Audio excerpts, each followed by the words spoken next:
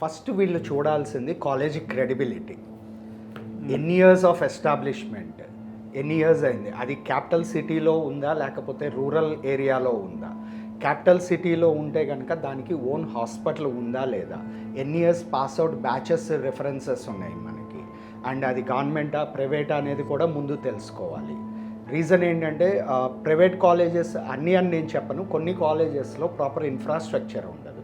So ఆ proper infrastructure, attached hospitals ఇవన్నీ లేనప్పుడు ఏంటంటే మీరు ఇందాక అడిగిన క్వశ్చన్లో 15-20 lakhsలో అయిపోతుంది అని చెప్పడం ఇవన్నీ జరుగుతాయి. సో ఇవన్నీ ప్రాపర్గా మనం వెరిఫై చేసుకోకుండా, ఎన్ఎంసి గైడ్లైన్స్ని ఫాలో అవ్వకుండా మనం అక్కడికి వెళ్ళాము చదువుకుంటున్నాము అని అంటే ఈ 6 years ఇబ్బంది పడుతూనే చదువుతాము.